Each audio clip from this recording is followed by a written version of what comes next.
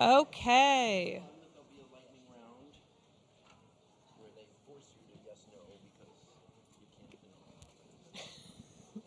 Can everyone hear me? Okay. Good evening. Welcome to the Riders Alliance Mayoral Forum. I'm Betsy Plum, Executive Director of Riders Alliance, and I am thrilled to have so many of you here in person and to have even more joining us remotely. Thank you to the candidates and to our wonderful moderator. As we look ahead to 2025, the stakes couldn't be higher for everyone in our city.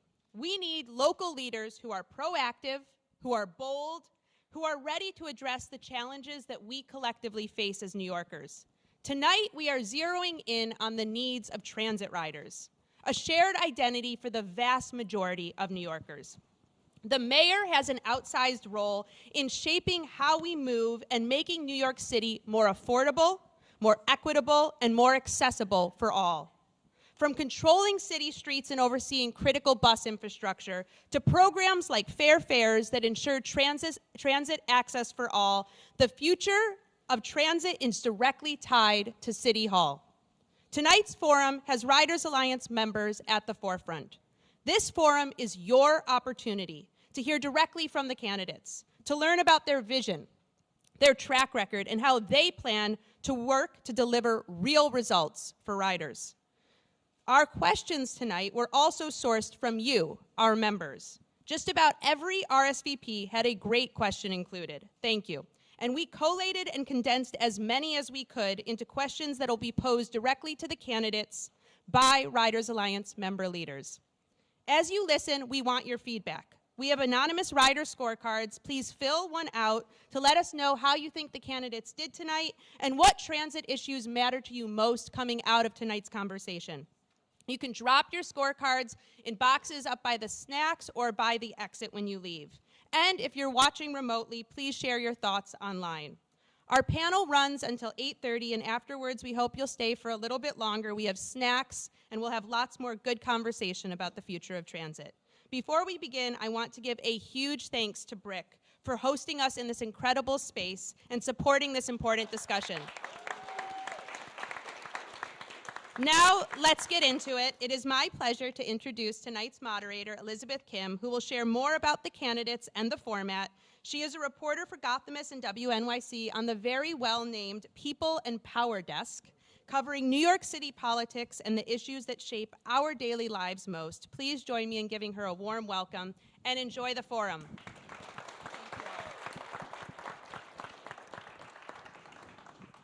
Thank you for that introduction. Is the mic on? Yeah, okay, great.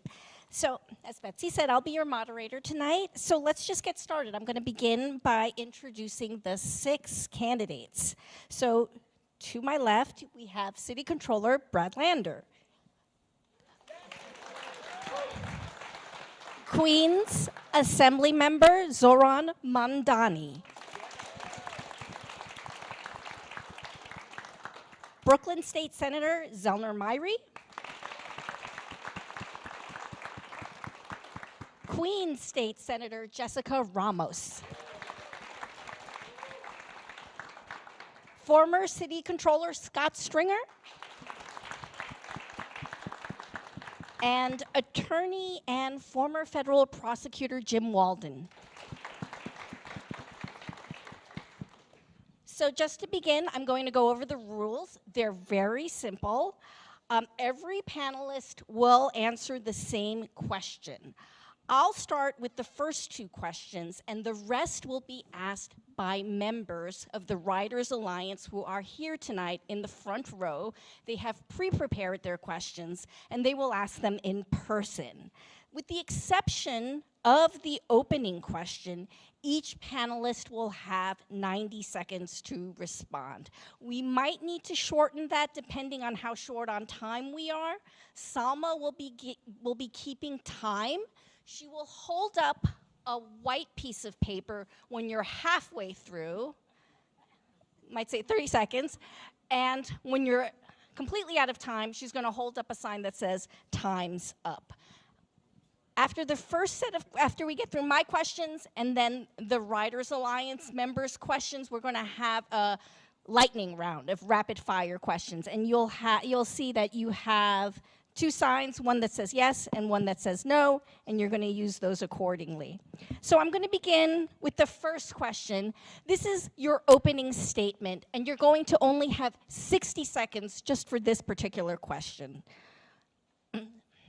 So beginning with you, City Controller, what do you see as the biggest issues in public transit that you would tackle as mayor?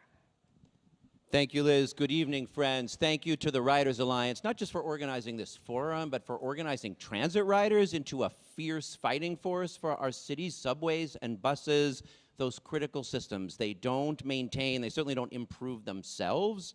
It's because of people in this room that change has been possible, that change has been made. Look, I think most of us on this stage share or are aligned with the agenda. What distinguishes me is I've been fighting alongside you for 20 years, long before this stuff was cool. We won the Prospect Park West bike lane when not everybody supported it. We used participatory budgeting to bring bus clocks and an elevator to the 7th Avenue subway in the summer of hell. We called out Andrew Cuomo for underfunding transit and won commitment to signals, and most recently we worked together after a 15-year organizing campaign to win congestion pricing, and we finally did it even when it took litigation with Riders Alliance and our office together. So you know I will be a reliable, effective leader at City Hall to dramatically improve bus service, to implement congestion pricing, to make the system safer and affordable, and let us start dreaming big about mass transit again in New York. Thank you so much. Thank you, Brad. Assembly member? Thank you, first of all, for having me here, and thank you. I would like to echo what Brad said in terms of the work that so many of you have done to bring us to this point. I believe that 3 of the most pressing issues that we face right now with regards to public transit are excellence, affordability, and reliability. I stand before you having launched a campaign that put one of its pillars as transforming public transit in this city, specifically bus transit in this city. And I did that because at the core of my campaign is a belief that government's job is to make working people's lives better and easier.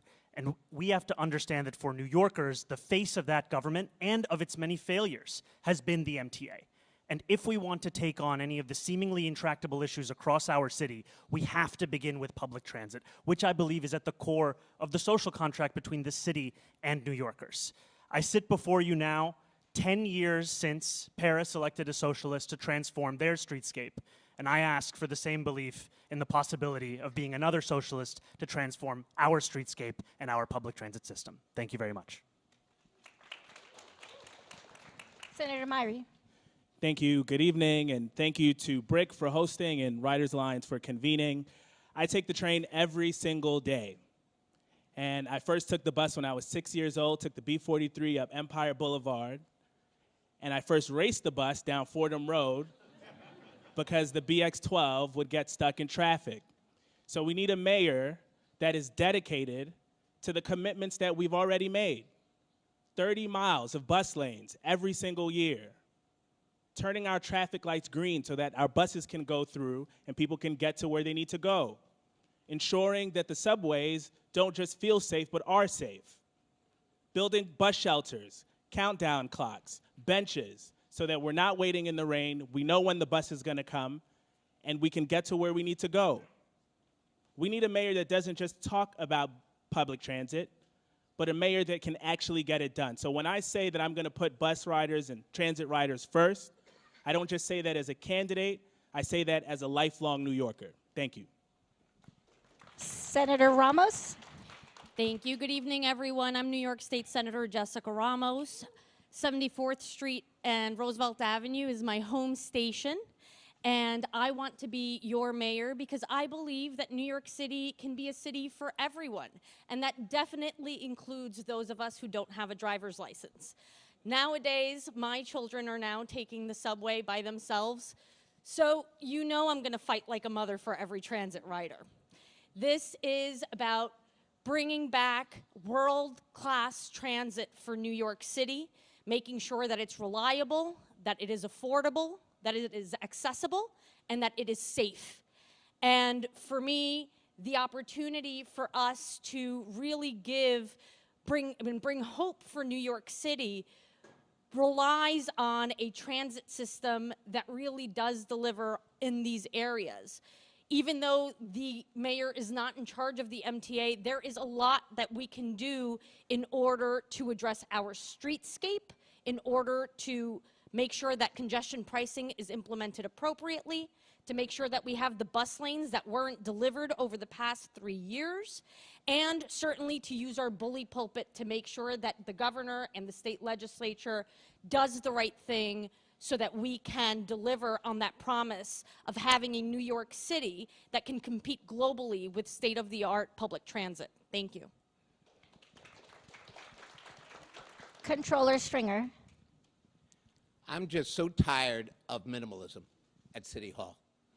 I remember growing up in Washington Heights back in the day, uptown. People didn't come and visit kids like us. We had to go downtown. The A train was our lifeline. The buses took us to Fordham Road at Kennedy High School. You see, without public transportation, we were stuck in place because there was no investment in so many of our communities. When I became Manhattan Borough President, we put the marker down with transportation alternatives, some of you in this room, and we said, let us change fundamentally what has happened with bus and subway ridership and bike lanes. And the first conference we had broke ground. We dreamed big. I brought Mayor Antonio, the mayor from Bogota, who came here with us to talk about what they were doing in Bogota. It broke ground. It was change basis. And I believe we have to do that again. And that's why I'm running. Mr. Walden. Hi, my name is Jim Walden. I guess I will be forever known as Attorney Walden in the context of this forum, but thanks again for having me, both to BRIC and to Riders Alliance. Obviously, unlike the other candidates, I'm different. I'm different for a lot of different reasons. First of all, I didn't grow up in New York City, but I grew up poor. I remember what it was like to have the car break down and have no public transportation whatsoever except a school bus, which was often late. I remember that painfully well when I came to New York, that the subways seemed very safe and they seemed very accessible, and I was very impressed. But that level of impression has gone downhill as the subways have gotten less safe and affordability has become such a crisis. So what would I do? Two things. First of all, expand fair fares. It can't be based on the federal poverty limit. It's got to be based on the living wage in New York City, not some federal standard that doesn't even apply here. It has to apply to seniors. Seniors get redirected to an MTA program that is not fully accessible. Number two, I would deal with safety on the subways. We have to deal with deterrence and we have to deal with enforcement. Those have to be balanced with civil liberties, but people aren't going to take the subway and take buses unless they feel safe, and today they don't feel safe. Thank you for having me again. For the next question and the remaining, we're going to have 90 seconds for each response. So I'm going to start with you, Assemblymember Mandani. Congestion pricing is set to begin on January 5th. As congestion pricing is implemented, what role would you play as mayor in ensuring the success of the program? The first thing I would do is to ensure that we look at congestion pricing as far more than simply a revenue generator for the MTA. And what I mean by that is this is an opportunity to reshape the streetscape of the Central Business District of Manhattan.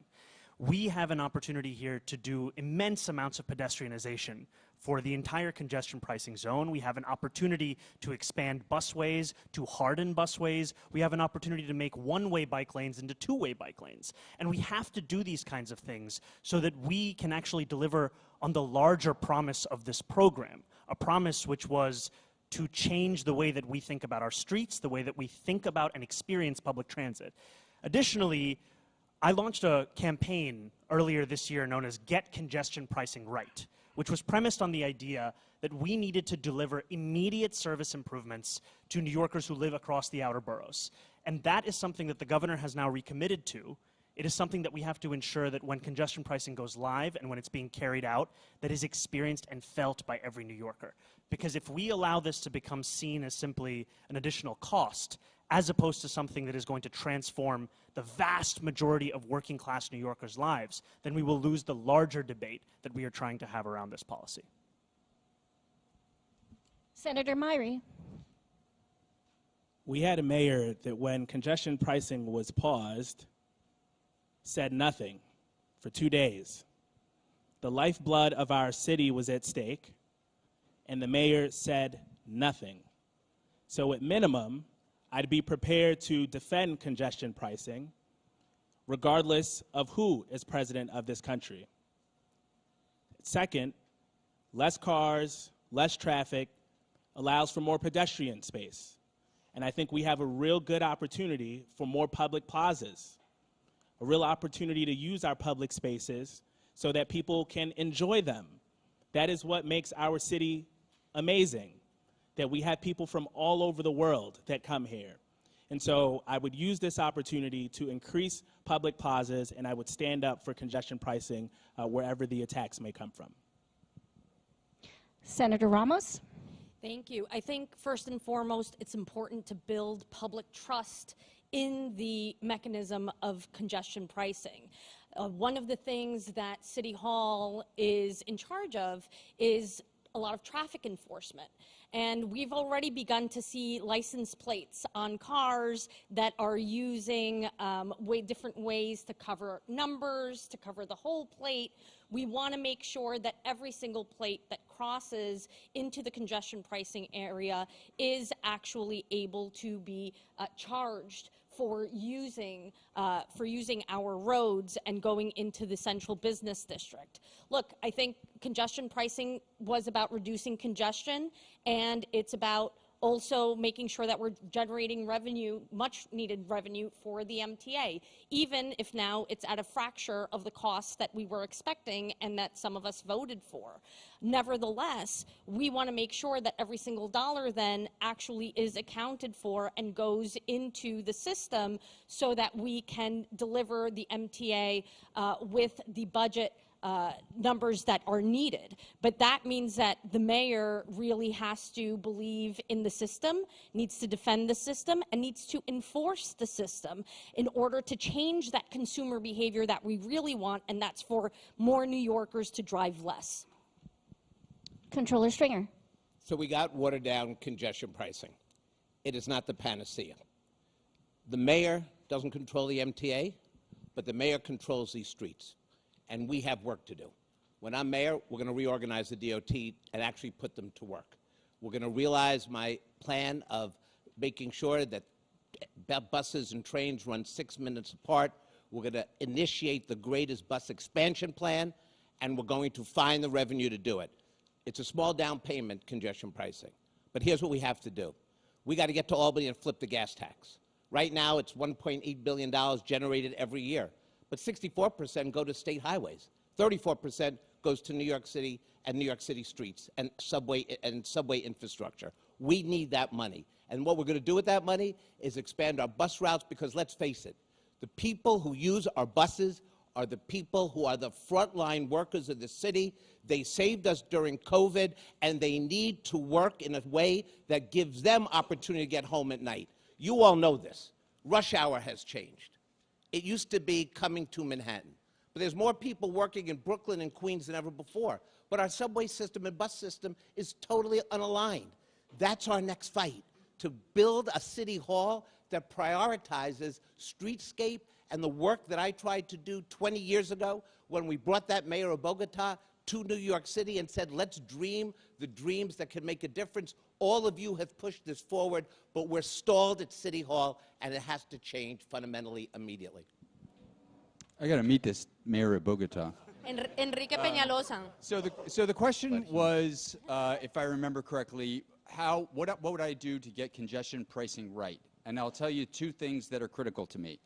Number one is to get congestion pricing right, and not to be thinking about the 40 other things that I want to accomplish now that we have a protected zone in Manhattan. We have a business community. We have a real estate community. We have people that are working. They're going to be getting used to something very new and to some people very scary. So let's work on getting congestion pricing right to make sure that there's fair enforcement, there's not over-enforcement, and that we know, given the pause and then the restart and then the reduction, exactly how much of MTA's capital needs congestion pricing is going to accomplish before we start figuring out other ways to spend the money. And the second thing, and I think that this is incredibly important, is to get the exclusions right and to make them self-executing, right? Elderly people, pensioners, the disabled, the indigent should not be paying any of the congestion pricing, and we need to build the infrastructure to make sure those exclusions are self-executing. By self-executing, I mean there's special license plates. They're built into the Easy Pass system. There's no way that they get charged when they go in for their doctor's appointments to Lower Manhattan. Getting those exclusions right is critically important. Now we're going to, oh, I'm sorry. Musical I'm really sorry. Oh, this is like musical chairs. You get City eliminated Controller from each Lander. question. Yes, yes, Oh, yes, okay, yes, great. yes, I'm so Okay. sorry. No, thank you. Okay, first I want to celebrate for a minute before I talk about implementation. Since 2007, we've been organizing because this is a smart policy that cleans the air and reduces traffic and invests in transit. And then when Governor Hochul put it on pause, we teamed up together and brought the litigation that's forced its implementation. That is a big deal, y'all, and this set of people won it together, and just I want to say, nice job. Second, there is critical work to do to make sure everyone can see how it's working. So let's be transparent on what traffic reductions are, on how air quality is improving, on who's paying and who's not. Senator Ramos is right. We actually need to make sure we're collecting. We did an audit on how many people are escaping the readers.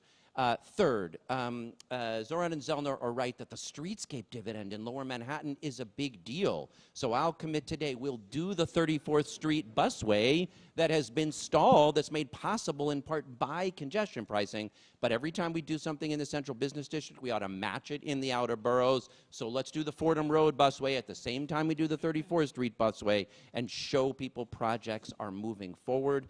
And then the things it is paying for at the MTA, we gotta focus on. Modernizing the signal system is the best thing we can do to deliver on-time trains. We owe those elevators to all of the stations that don't have them.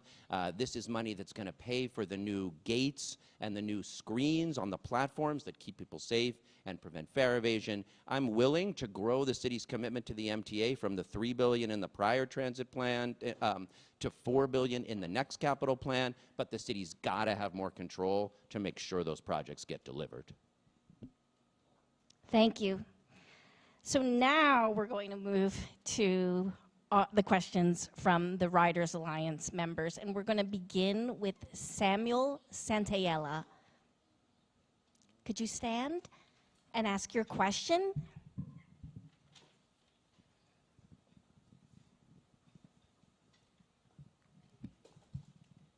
Hi, I'm a tall boy. Hi, I'm Samuel Santaella. As a low-income New Yorker, transit affordability impacts my ability to get around the city day to day because it has been assessing when or even if to go to appointments, events, and opportunities. And the legal options available to avoid transit fares, such as walking, are grueling to do on a frequent basis. So I'd like to hear more about your plan for affordable transit. Do you support expanding the Fair Fares program?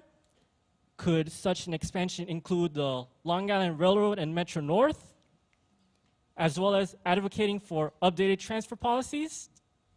And generally, what is your long-term vision for delivering a public system, a public transit system that all New Yorkers can more easily afford? Senator Myrie, we're going to start with you. Great.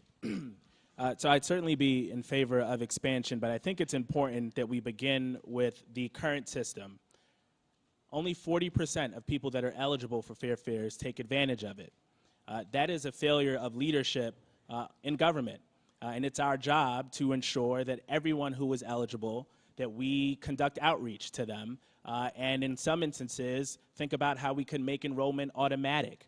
I think that that would be a great improvement to the system that would take away any of the barriers to people not accessing it now. And ultimately, what people want, in addition to the fares being affordable, is they want quality service that is reliable and that is fast. And I think that any leader of this transit system and the lifeblood of our city needs to ensure that every tool of government is ensuring that we make that system one that delivers high quality, that is fast, and that, of course, is affordable. Senator Ramos? I'll piggyback on especially outreach to the different boroughs. I think, City Hall has spoken English only for way too long, and it's time that we have language access as part of our government built into every single city agency and every single strategy for outreach into the 5 boroughs. But ultimately, there should be presumptive eligibility. If a New Yorker is already qualifying for SNAP, for City FEPS, for any other program, they should be able to sign up for fair fares very, very easily. And I'll then just tack on one more thing. I would love for Omni to also be taken on the ferry system. The ferry system should be a part of our transit system. We need more, not less, and we need a comprehensive public transit system that is accessible to everyone. Thank you. Look, the future of this system is how we create revenue and how we build the data, the financial base to do the transit expansion we all want. So I favor targeted affordability and raising fair fares and then accessing the hundreds of thousands of people that do not participate. I agree with Jessica. It's a failure of this government that we are having people who are eligible and they don't qualify. This is totally unacceptable. But also, look, we also, and I respect Assemblyman Mandami, and he has articulated the vision of free buses. That I don't support. I support targeted affordability. In other words, I want to continue to raise revenue to reinvest in those transit systems to expand buses, to expand the transit opportunities that people have. And I think if we continue to do that and continue to press the legislature, I think we have a real opportunity to expand the system. It's Samuel, right? Well, first of all, Samuel, thank you for your question. So does anybody in the audience have an idea of how much it's going to cost to take 8 subway lines and replace all of the signaling in those 8 subway lines? Yeah. Go ahead. Yeah, something like that. I thought the whole amount was $5.8 billion, but I could be wrong. We have to understand that congestion pricing and affordability are adjacent goals, but one is not a talisman for the other, as someone said. First of all, I love Senator Ramos's suggestion of automatic eligibility for certain people, or for people that qualified for other public needs programs. I think that makes a lot of sense, assuming that there's infrastructure to connect them together. The problem is that the infrastructure doesn't exist because it costs a lot of money, and that'll take time to develop. So what do we do in the meantime? When someone qualifies for fair fares, why don't we make the renewal automatic for 3 years? It is very, very unlikely, almost impossible, that someone's going to qualify for fair fares in year 1, and then in year 2, suddenly they're going to have so much income they're not going to qualify. It just makes sense to have automatic renewal for a period of time. 3 years sounds about the right approach to me.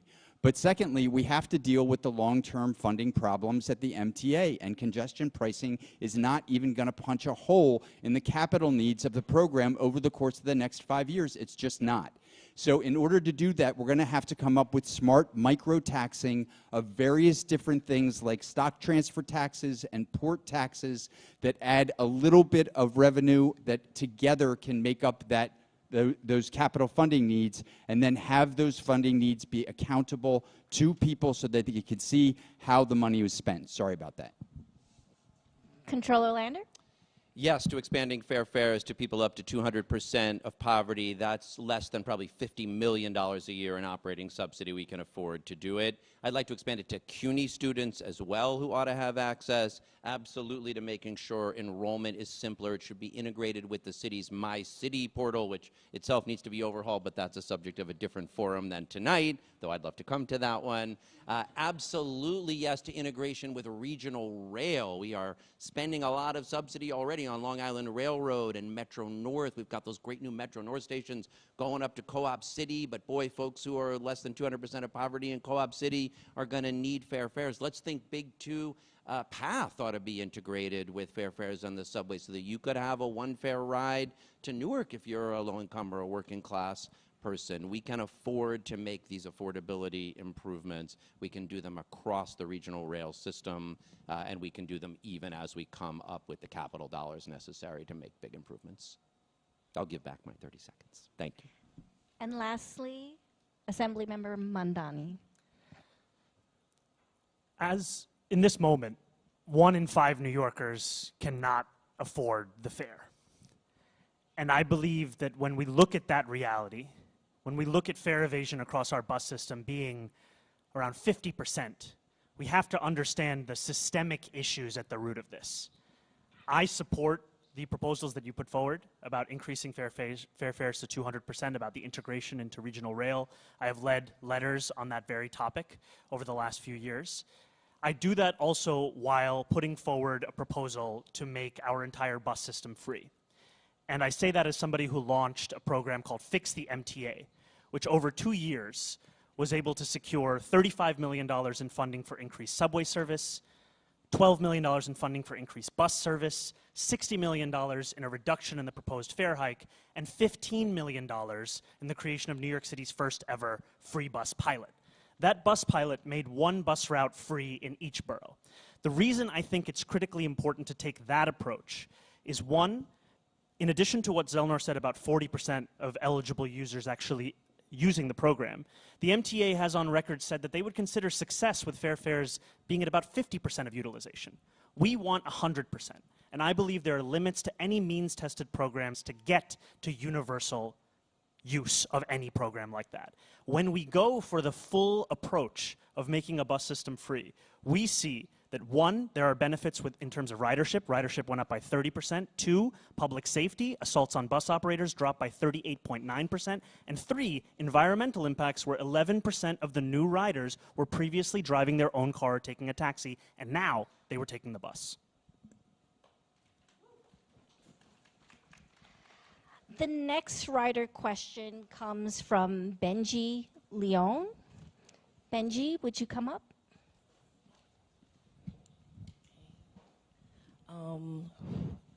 Good evening, everyone. My name is Benji Leon, and I am a New York City transit rider.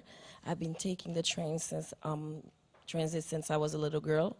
Going to junior high school, 320 on Empire Boulevard, on Flatbush Avenue, taking the B41, and I still do after over 3 decades.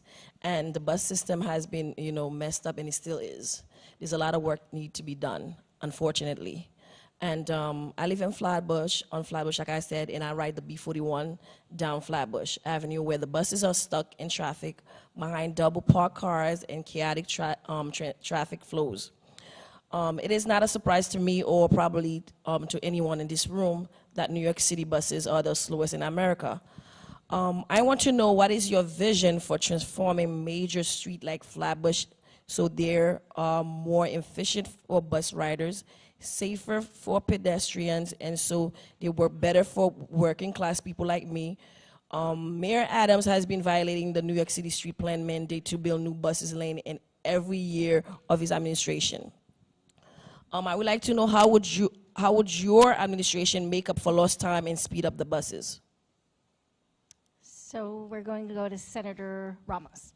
Thank you for the question, Benji. I'm also a bus rider. Started out taking the Q101 down Steinway Street to high school every day. And congestion can make you late. And sometimes being late means that your pay is going to be docked. So this is actually a really, really important issue for working class people.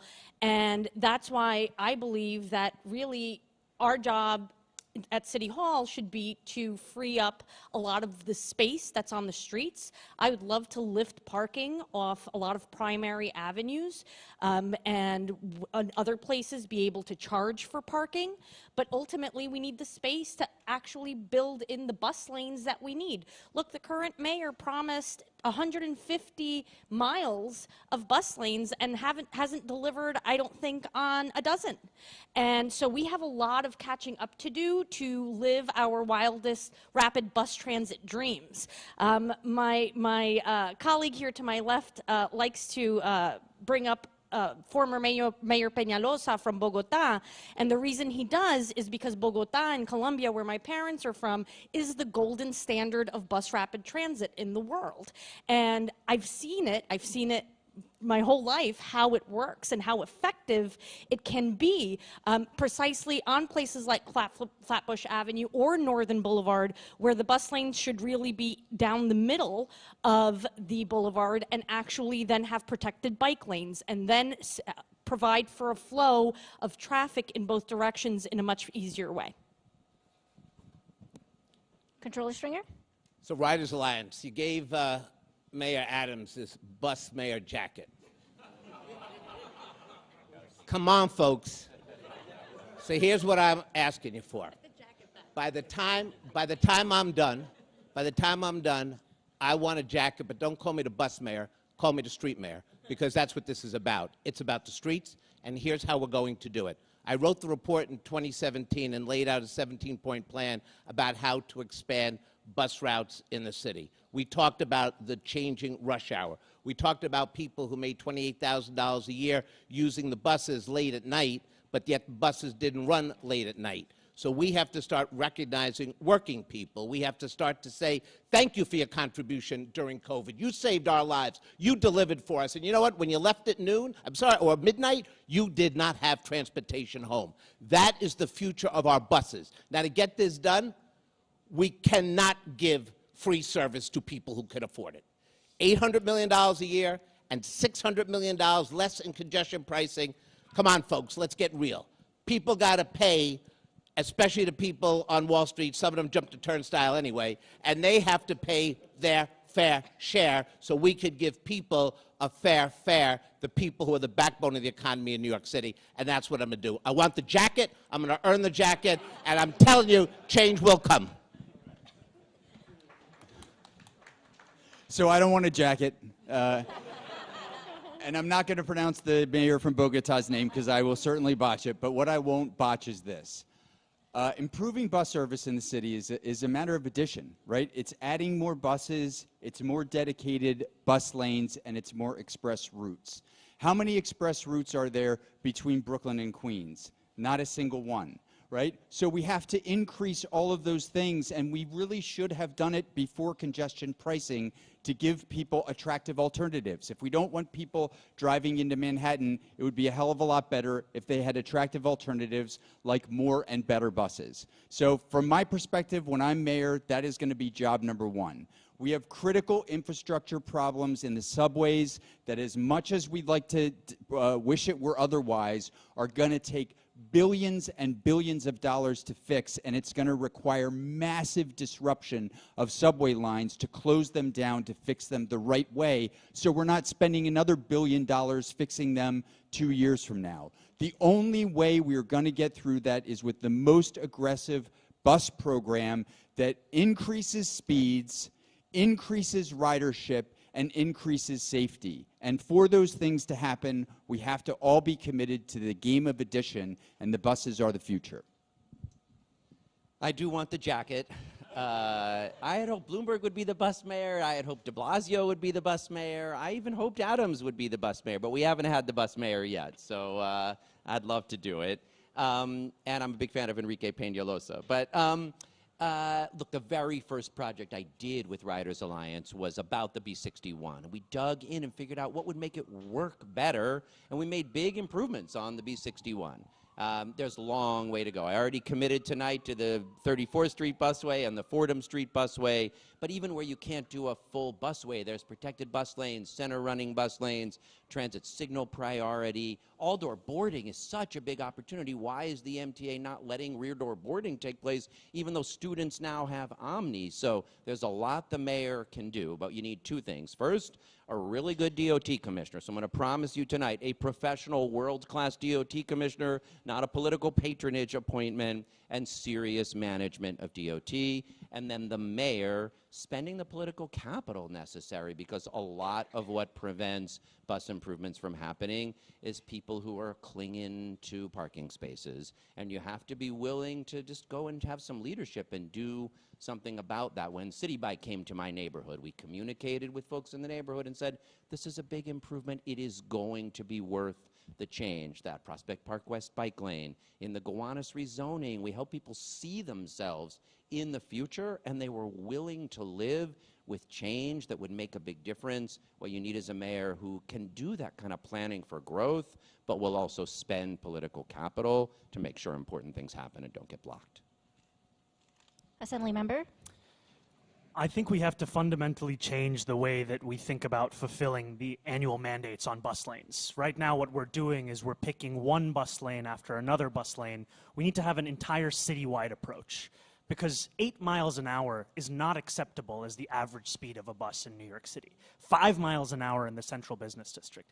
These are speeds that you can match when you're a New Yorker late for work. And it's frankly a shame, because this city should be the model for the entire country. The MTA is 40% of public transit in this country. So why don't we actually lead?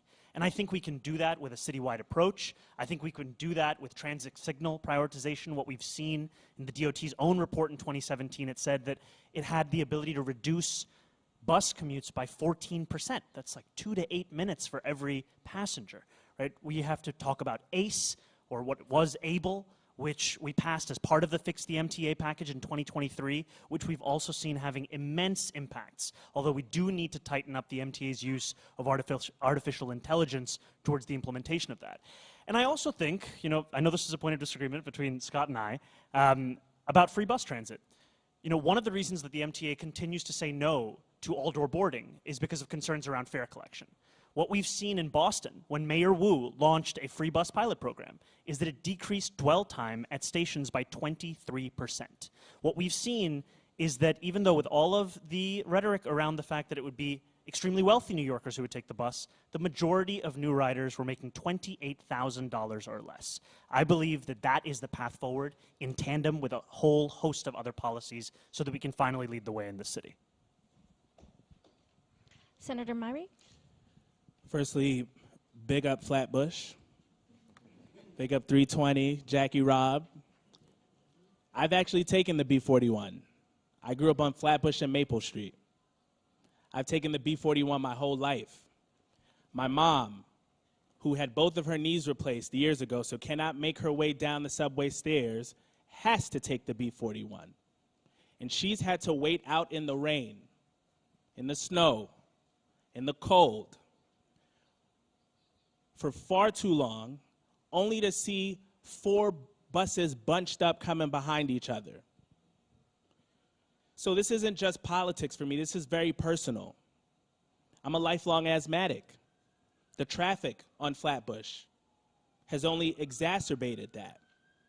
So you need a mayor that has political courage. You gotta stand up. These things aren't easy. Some of our friends, some of our big institutions, sometimes they don't want to see this. We got to be willing to tell them no. We got to stand up for how most people get around this city. We got to stand up for how working class people like my mom get around this city. So not only do I support it on Flatbush Avenue in my district, but I support it across the city, because we deserve that.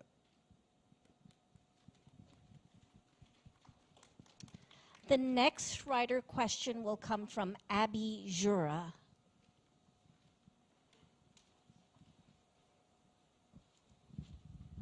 Way too tall for me. Hi, my name is Abby Jura, and I was a student in the Bronx who rode the BX-12 along with...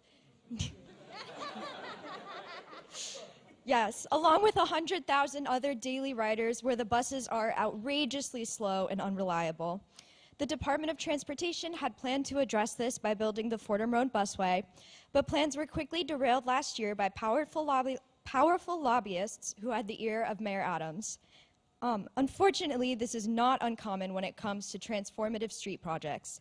As mayor, How would you prioritize the needs of bus riders to have faster commutes and better access to our city in the face of so-called community interests that have large pocketbooks and outside influences? We're going to start with Controller Stringer. Well, let me start out by saying this mayoral administration has basically been a roving crime scene. It's been pay to play all the way. No, we got to put it out there, right? Let's start talking real, because we're not going to get our agenda done if we maintain the status quo. So we have to start electing people who have impeccable records and integrity. And I'm telling you right now, when I'm mayor, zero tolerance for this kind of behavior.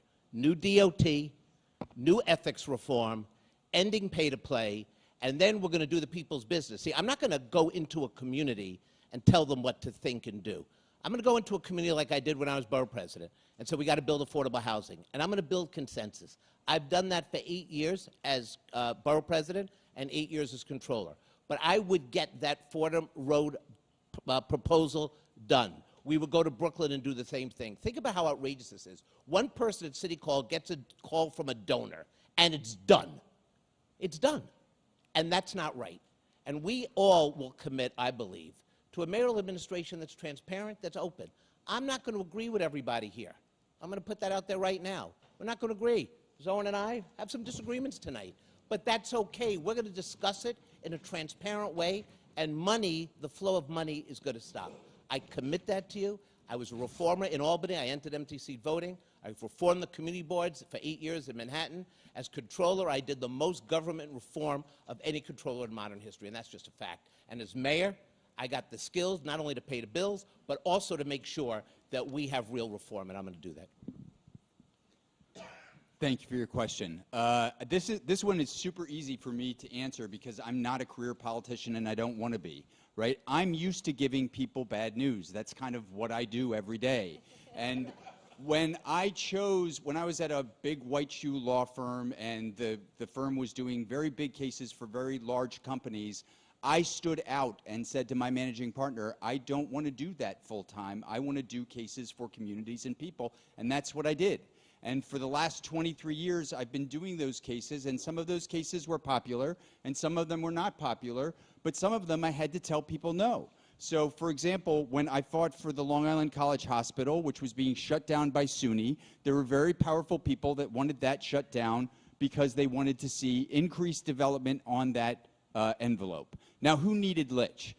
The Red Hook community and the NYCHA community in Red Hook needed the emergency room at Litch. No one wanted to hear that, certainly not the big developers. And so I represented the public advocate at the time.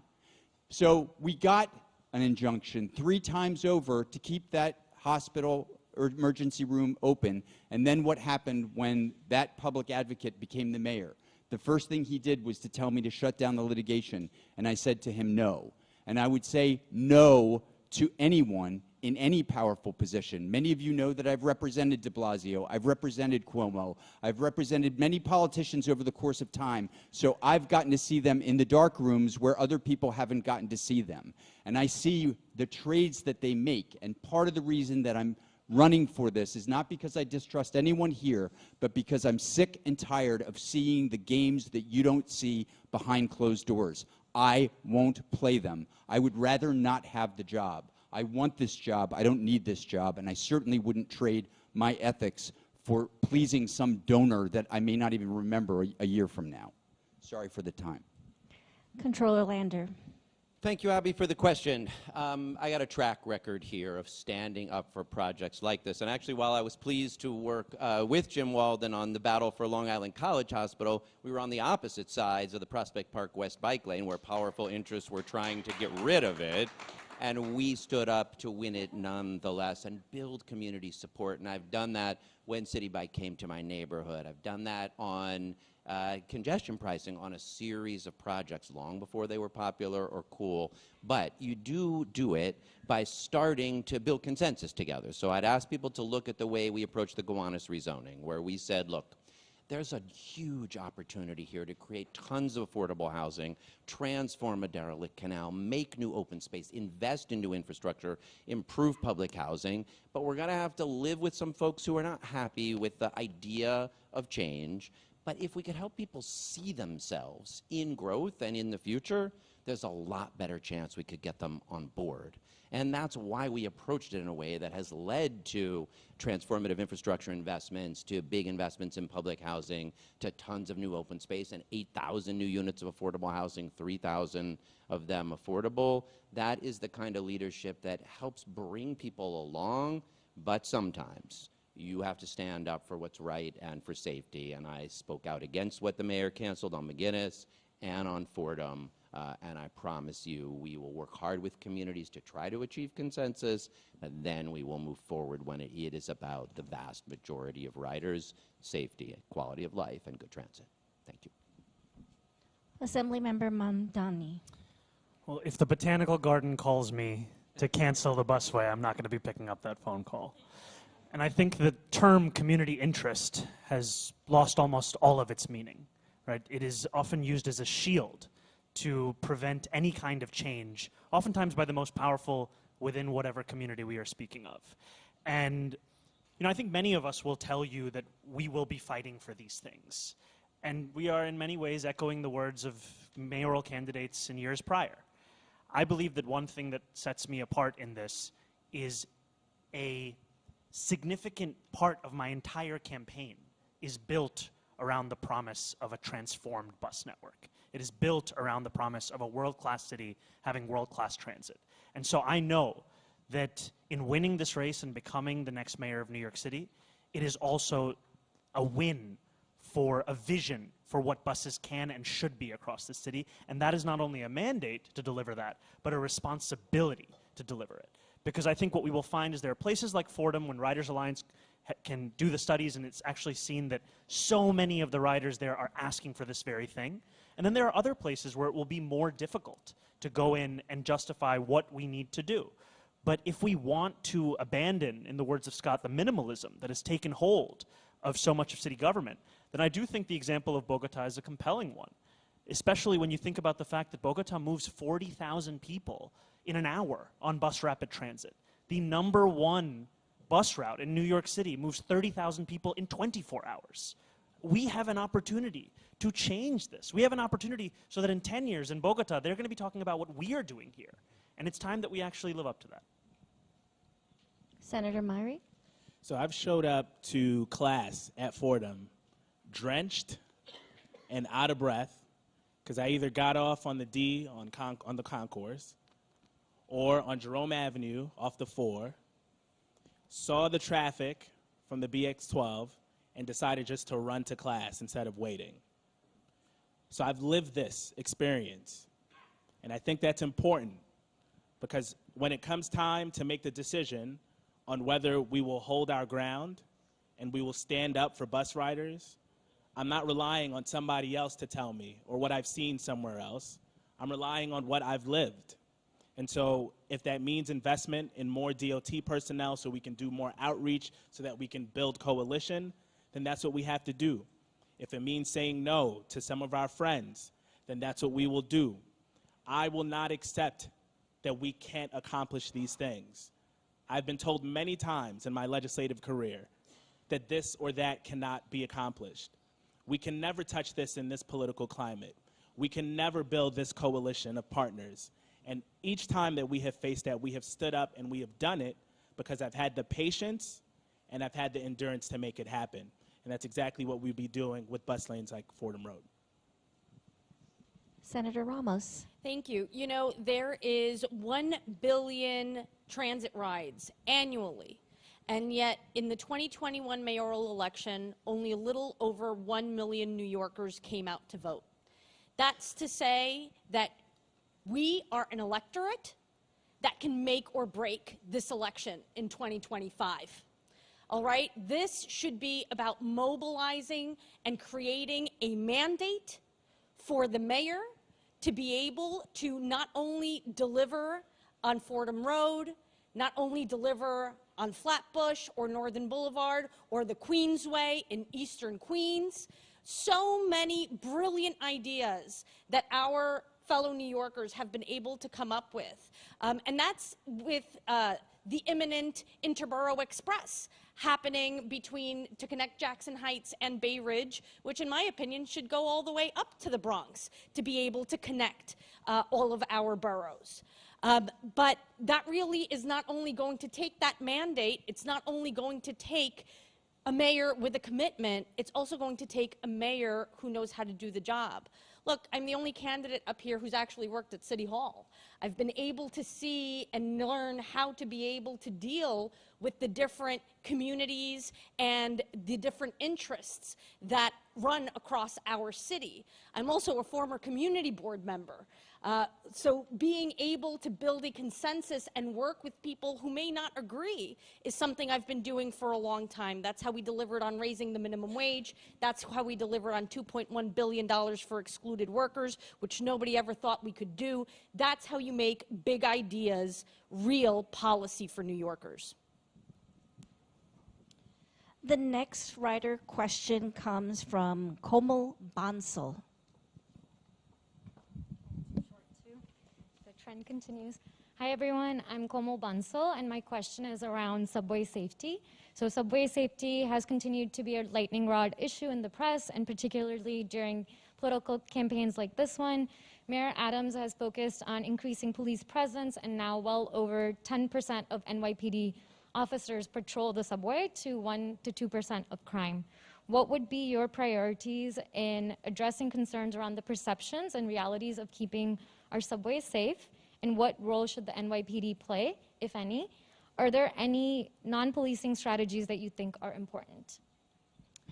That will go to Mr. Walden. Well, thank God I get the enforcement question. Okay. That was a little bit of a softball, but thank you very much. Listen, any effective strategy with respect to safety in the subway requires someone who knows deterrence and someone who knows enforcement. And those are both tricky issues, and they're particularly tricky when we have to fairly balance the rights of individuals against policing. But the truth of the matter is that when it comes to enforcement, there are two primary problems, and both of them are solvable if we use creative policing. Number one is repeat offenders. The NYPD will be the first to tell you that recidivists are the main problem with respect to crime on the subways. In 2023, they actually did an analysis and found that there were 38 individuals that were arrested for violent crimes, and together they had over 1,100 arrests for violent crime on the subway prior to the arrests that got them where they were. And so dealing with recidivists requires what? It requires police on the subway looking for the recidivists. And there are technologies that, if fairly used, will be helpful in that. But the second part of it has to be dealing with the mentally ill that are on the subway. They're on the subway there not due to their own fault. How do we deal with that problem?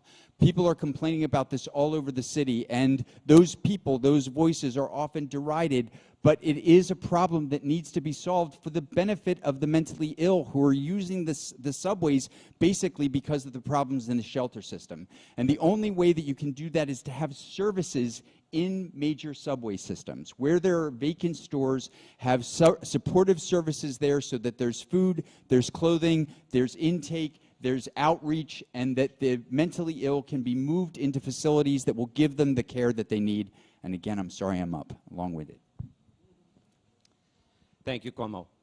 One of the big proposals I'm making, a commitment to all of you for when I'm mayor, is that we will end street homelessness and subway homelessness of severely mentally ill people in New York City. That is actually an achievable goal, and you don't do it by taking vacant spaces in the subway with services. You do it by connecting people to stable housing, which is what enables them to get out of the subway or off the streets. Now, sometimes you need, when people are actively a danger to themselves or others, to involuntarily remove them and have them be in a hospital for a while. But most of the time, what you need to help people get out of that situation is a path to housing. And cities around the world and around the country are using a solution called Housing First. We're even doing it here in a tiny little pilot called Street to Housing that is being enormously successful. So we will be laying out a plan that shows how we could take the several thousand people who are mentally ill and on the streets and subways of our city and through a continuum of care and services with some enforcement, but primarily with a path to housing to end street homelessness of severely mentally ill people, and that will make huge improvements in our subway and our city as a whole. Now, there are other things we got to do.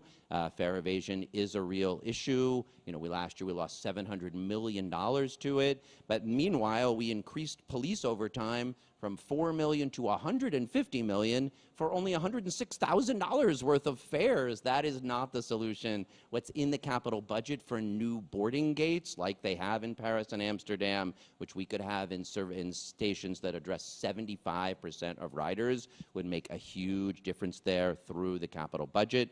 And I also like those new subway screens that you may have seen in some stations that are also in the capital budget, less expensive than platform doors. Platform screens are one more thing we can cost effectively do to help make people be and feel safer on our subways. Assembly member. So I think too often when we are brought concerns around safety on our public transit, gut response, one that I've had in years past, is to showcase a bar graph or statistics and to say, in fact, we are safer than we used to be in X year or Y year. I think the first thing we have to do is listen. The first thing we have to do is empathize that for many New Yorkers, either this is something that, while they may not have experienced it, it might be something that someone in their close circle has experienced. And it's becoming far too frequent, as well as a general sense of growing social disorder across our subway system. And you know, I think there are a number of things we have to do. One, there is evidence-based successes that we've seen in other cities, like in Philadelphia's Hub for Hope program, where they have actually used ideas of implementing a number of vacant units across the public transit system. And I do believe that that is part of what we have to do. We have to take this opportunity that we have, where you have vacant stores. I remember when in Times Square you used to get your headphones, right, when you were transferring from your trains, but now that store is gone. So many of those stores are gone. Those are places that we can actually offer services. The second thing is 45% of New Yorkers in a recent MTA customer survey said only 45% said they feel safe on the subways. A majority did not. But at the same time, a majority of New Yorkers said they would favor having correctly trained outreach teams who were on subway platforms with the right kind of training and the right kind of policies to actually build relationships with homeless individuals, with individuals going through mental health crises, so that they could connect them to things that will actually change their life and transform them, as opposed to the current policy, which is just how do we disappear social problems as quickly as possible, all while bringing in the National Guard into our subway system. Senator Myrie? I don't think it should be a radical proposition to say that New Yorkers deserve to feel safe on the subway. That worldview on what feels safe and what is actually safe is informed by people's own experiences.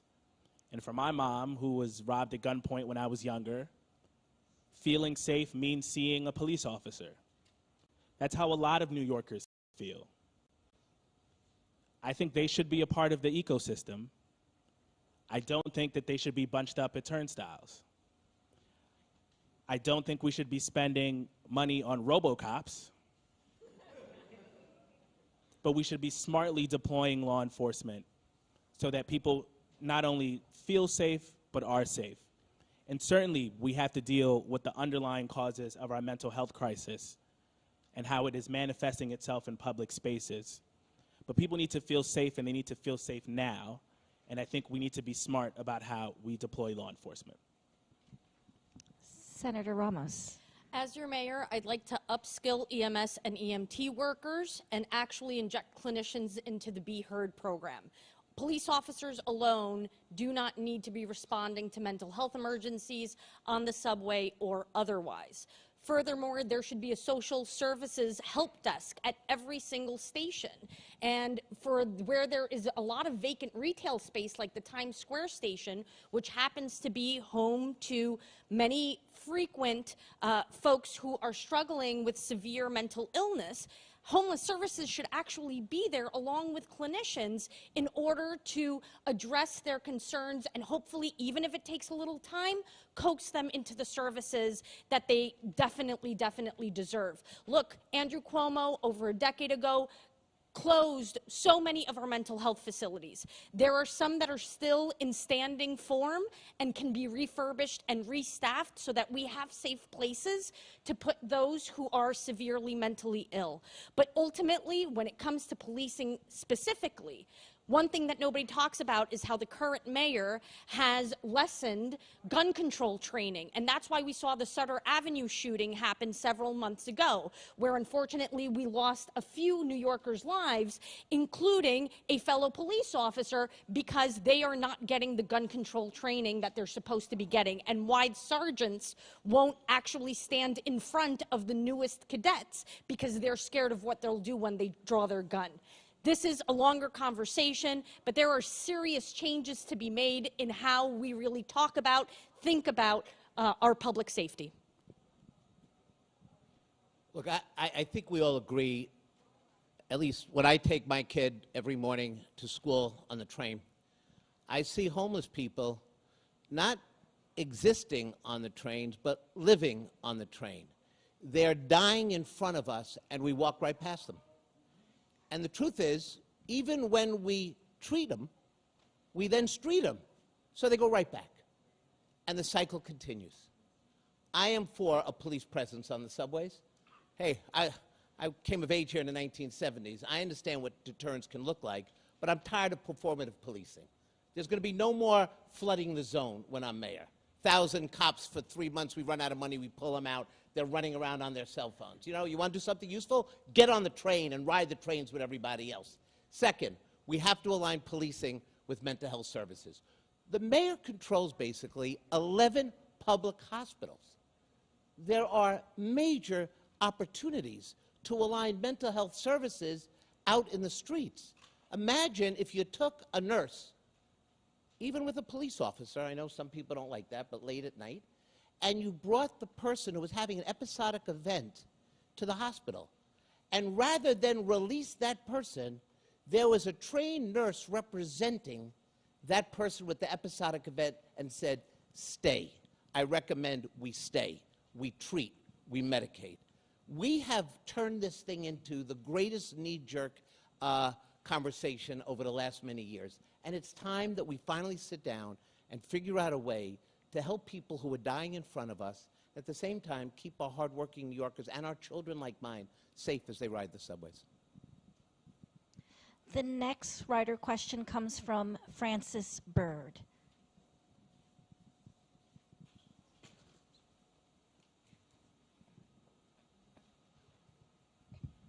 Well, this more or less works. I'm not that tall or that short, so I guess I'm somewhere in between. I want to touch on the question of fare evasion because that's come up. You know, the notion is that while the MTA and New York City have spent millions of dollars over the years through different mayoral administrations to try and reduce fare evasion, that the problem continues to persist, and different percentages as to how much it persists, but it is a very credible problem.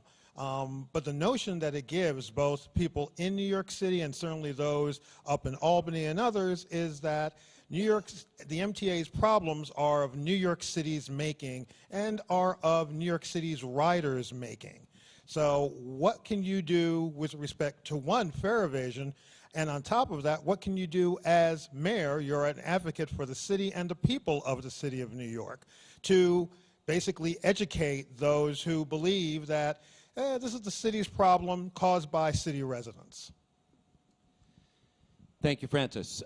So yes, I mean, fare evasion is a real problem. Partly it's $700 million the MTA is not collecting. That's more than double it was before the pandemic. And partly on our buses now, it's about half the folks who aren't paying the fare. And once you've got a system like that, the other half feel like chumps. It doesn't feel like a system that is working. So at the same time, the things we're doing are not being effective. As I said, you know, last week from 22 to 23, increased police overtime for fare evasion from $4 million to $150 million. There were many more summonses written for $106,000 worth of fares. So that approach is not working. What will? A few things. First, I do think the new station doors that they're using in Paris and Amsterdam and that are in the MTA budget. That's part of why we need congestion pricing and part of why I'd be willing to increase the city's capital commitment from $3 to $4 billion over the next capital plan if we're actually getting those station doors in the stations that cover 75% of riders. On the buses, Omni is again a good opportunity. Once we have all-door boarding and everyone is paying with their Omni card or with their phone on tap, it ought to be like it is on New Jersey Transit or Amtrak, that you expect a staff person to come and make sure that you paid. And if you didn't pay, you're not going to jail, but you have to pay, and you have to pay a little more than you would have paid if you had paid before. And then people start paying. So those are a couple of things that we can do to just restore normal order, to collect the fares, and to keep both our buses and our subways functioning. So, the mayor of New York City has the second largest bully pulpit in America. And what we've had under Mayor Eric Adams is a mayor who's used that bully pulpit to come to Albany to roll back civil rights protections for the poorest New Yorkers. Think about what we could do if we used that kind of a platform to instead prioritize public transit. That kind of a platform to make it clear that the MTA is the lifeblood of New York City, and it's also the economic generator for the entire state.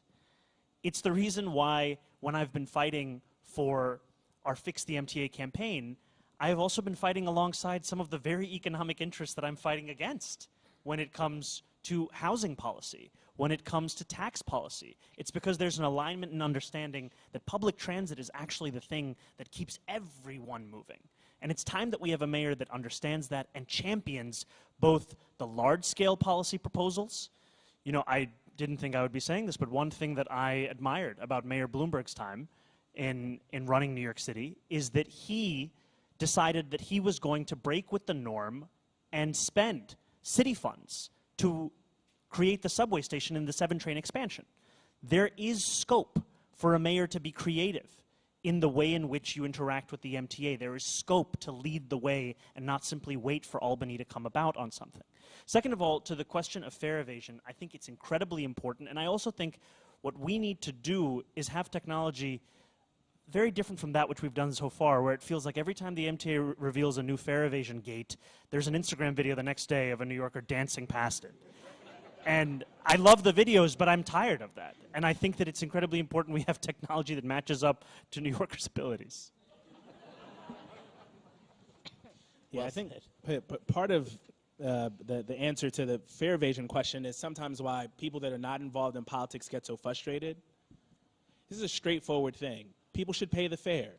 If you ask anyone, you walk across Flatbush Avenue, Fordham Road, Utica Avenue, say, should you pay the fare? Yes, people should pay the fare. Okay, great. As the representative of New York City, and as the representative of the lifeblood of not just New York City, but of the region, I think it's also important that the mayor leverage what we have invested into the capital plan and to say we are not going to invest this money in the capital plan unless everyone else in the region also pays up. Every surrounding region would not be successful without our buses and subways, even if they do not live in New York City. So I'd be going to Albany and urging all of the legislature to chip in so that we're not shouldering the burden, that we're standing up for New York City bus riders and subway riders, and that we're getting the requisite investment in our system because we are the lifeblood for the region. Senator Ramos? Well, I really believe in a lot of the mechanisms that have been talked about in order to make it harder for people to evade paying the fare, and New Yorkers do need to pay the fare. I also believe that this is exactly why we have a fair fares program, precisely for folks who are having trouble being able to pay. And this is why I want to champion presumptive eligibility as your mayor, making sure that more and more people who really do need the help are able to get it, and so that we can do away with this culture of those who are able to pay the fare but simply aren't doing it because they feel that too many aren't doing it, so why should I? because that's the point where we've been getting to. I see it at 74th Street in Queens every day, and that is not right. And we do need to be able to have laws be enforced and respected, because that is what holds our society glued together. So I want to make sure that we're exploring all of these options. I have to say, Andy Byford, who I'm still in touch with, actually put me in touch with Transport of London, and I was able to go visit and see how congestion pricing had been implemented last year. And I will tell you, it was amazing to see, once you enter the London Underground, all of the people who are staffing the are staffing the station. And so it's actually hard or even embarrassing for someone to jump the turnstile. We can create a culture where it's people and it's us in mass being able to deliver on the security that is possible, on the safety that's possible in numbers. So actually, I agree with everybody. Brad's right. We had, in the capital plan, we could create a technology barrier system that simply can prevent a lot of the fare evasion. And I agree with Zoran. Enough with dancing videos. It's an embarrassment, and it does piss people off. Senator is right. We need to make everybody pay their fair share. We never should have lost the commuter tax, and we've never been whole since. I voted against it when I was in the Assembly. I'm going to have a legislator reintroduce it, because it's time to recognize we're a regional economy. And Jessica, you've been right too, because I don't want to leave you out. But I also want to just say, from my perspective, it's not enough to ignore fare evasion. Getting on the train with my kid last week, there was a guy in the most expensive suit and shoes, and I just bought a new suit for the campaign, so I laid out some money. This guy was hyped. He had the best of us. He jumps over the turnstile. If I was 30 years younger, it would have been ugly. I admit it. I was so outraged by him. I still think about him. Right? I want to meet him again. But I want to tell you a beautiful story. But I want to tell you a beautiful story. Somebody who lives at the local homeless shelter was coming up to me in the morning and approaching me and said, "Can I talk to you?" And I said, "Yeah." He said, "I don't have any money. Will you let me in?" Think about it. Didn't jump the turnstile, had no money. And to your point, this is where you come in. Fair fares is that answer. Or going to the teller, even if we don't have them anymore, and saying to them, "I can't pay." When you say that, ride for free, right? But when you have $500,000 and you can't respect the working people in the city, as mayor, you're going to have a problem with me, I'm telling you. I believe in solving problems, and I believe in solving problems incrementally. And when I say incrementally, I mean all problems can't be solved all at one time. And maybe for the first time in this debate, I disagree with everyone in the sense that fare evasion is a bit... Sorry. You're killing me.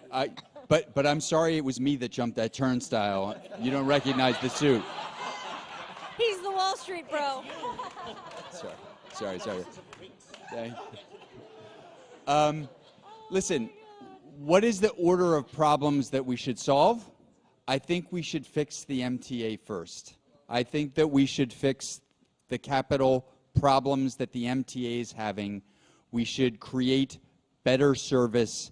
We should have more reliable service, and we should work on all of those problems while we study fare evasion a little bit more and work with the DAs and the police department and come up with a strategy that makes sense. Because I don't believe that every single person that jumps a turnstile is a bad actor, and I also don't believe that that the juice is worth the squeeze. If we go after all of those people, how much money are we spending on enforcement that we could have for other programs? So I would say let's pause on the question of punishing the turnstile jumpers for now, fix the larger problems, and then deal with fare evasion once we see whether or not these other fixes have reduced the numbers.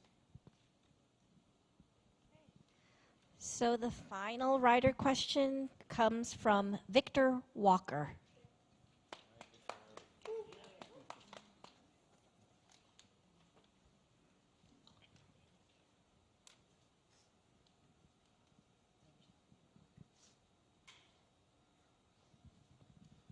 Good evening. As a Bronx bus rider, I ride the BX13. With mobility challenges, I struggle with commuting both on the subway and the bus, and I'm not alone. More than 500,000 New Yorkers are shut out of the public transit system due to inaccessibility. What is your vision for making our subway and buses more accessible for riders? Do you support spending city capital money on MTA accessibility projects? And what other opportunities do you see? So that goes to Assemblymember Mandani. Yes, I do support using city funds towards the capital plan, specifically with regards to accessibility projects. And I think there are many opportunities in front of us. One opportunity is thinking about bus shelters across New York City. Transportation Alternatives put out a report around what the results have been of a profit-driven worldview when it comes to how we build bus shelters, and just how many New Yorkers are left without those shelters, and then what the racial disparities are in terms of just how much hotter your experience is as being a rider when you're waiting for the bus.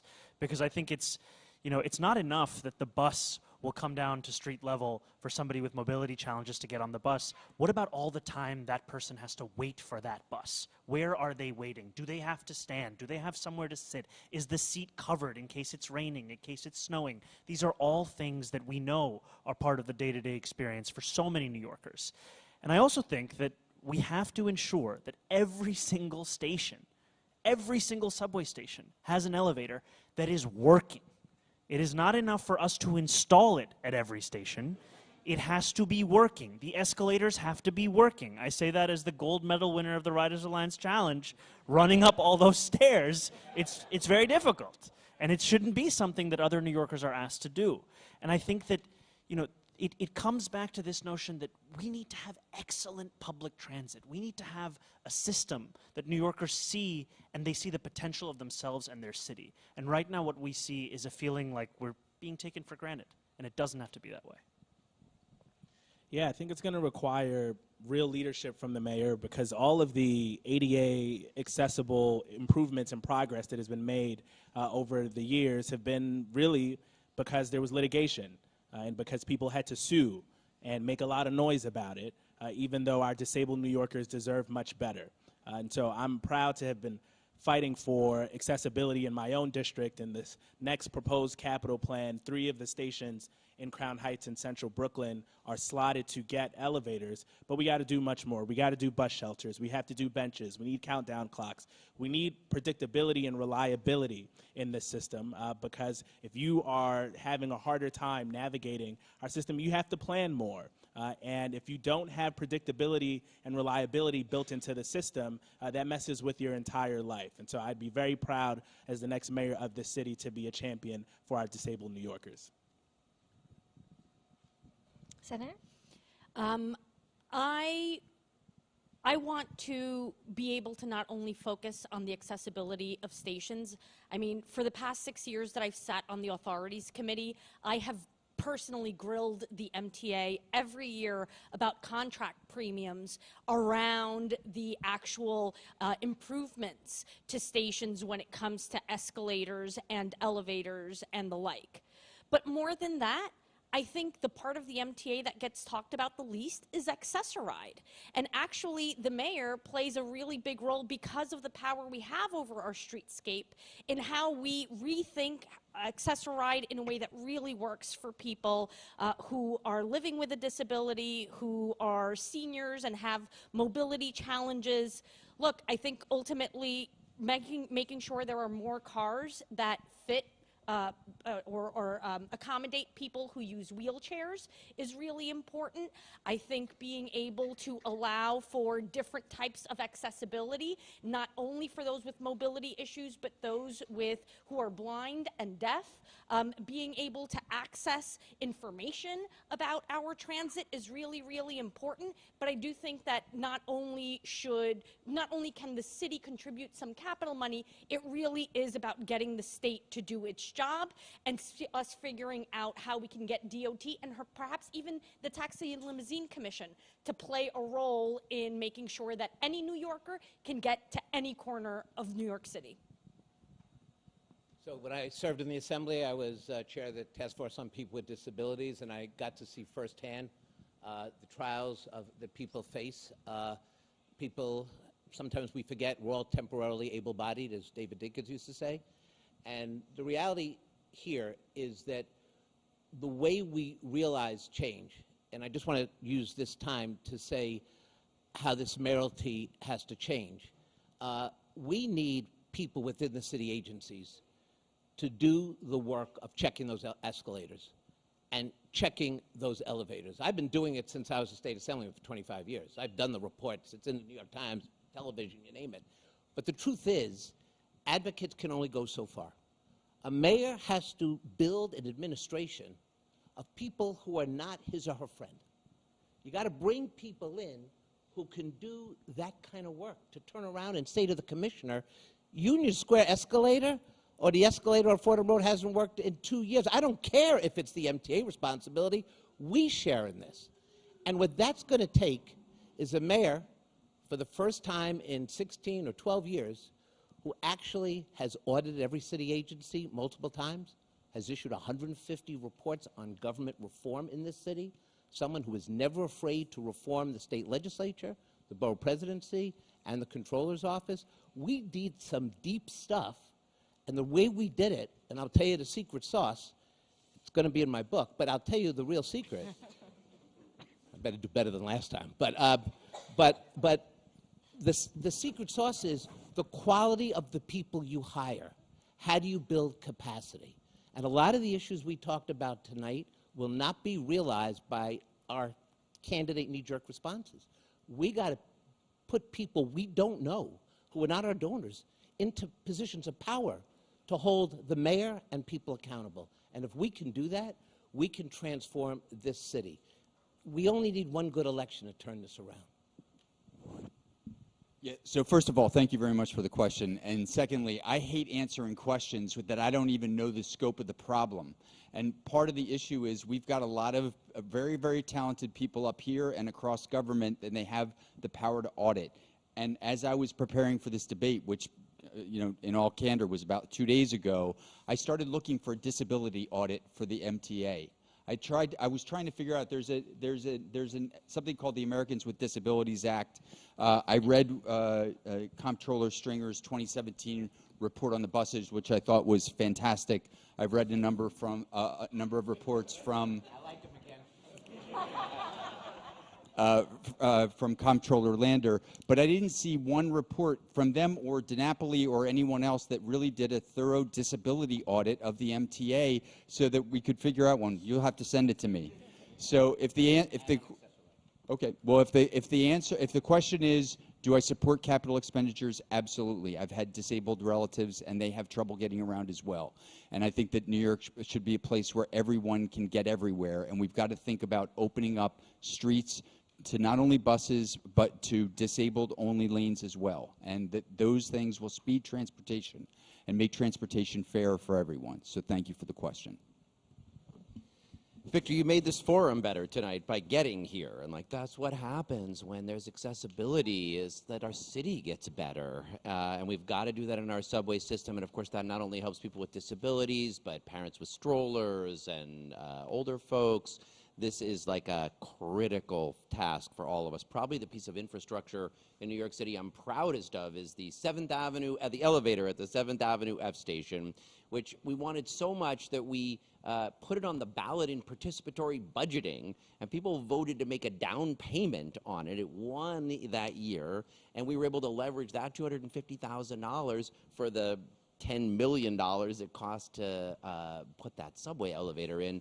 But that's a crazy story. That can't be how we bring accessibility across the system. That's a big part of why I was fighting for congestion pricing and helped bring the lawsuit to make sure it got off pause, because this is where the money is coming from for the MTA to live up to its legal obligations to get 95% of its stations accessible. And it's still absurd it's going to take another 25 years to do it, but I will be fighting to make sure. And again, I'm willing to put more money in the MTA capital budget from the city, but it has to come along with real city control to make sure those elevators actually get built. And I'm also pleased to say we created for the first time in the Controller's Office a disability liaison, somebody whose job is accessibility, Nick Astor, and he brought together a roundtable of people, and the very first thing they asked for was an audit of express buses. And so we have an audit of express buses underway from an accessibility point of view. And what we learned is they were doing a pilot with new low-floor buses, and they put it on pause. So there are many things that we can do to make sure that both our subways and our buses are far more accessible. Okay, now we're on to our lightning round questions. Candidates, reach down for your yes or no signs, and I'll start. Have you ridden a bus in the past month? Yes or no? I waited 23 minutes for the Q101 the other day. Looks like we have one no from Mr. Walden. Do you believe fare evasion should be treated as a criminal issue? I think all no's. Do you think the National Guard should be deployed in the subway? One yes from Mr. Walden. Do you plan to increase funding to expand fair fares to 200% of the federal poverty line in your first year as mayor? Yes from everyone. Do you plan to meet the mandates of the streets plan and build 30 miles of busways and bus lanes each year? Yes from everyone. Given all the enforcement challenges, should New York City just get rid of parking placards for people without disabilities? One no, two no's from the two senators. And that is all. I want to thank you to the panelists, for the members in the audience, especially those who asked questions. Please join us upstairs for some refreshments. Thank you, Liz. And also to converse Thank our moderator. with the Thank you, candidates. Liz. Thank you. There should be placard enforcement, though.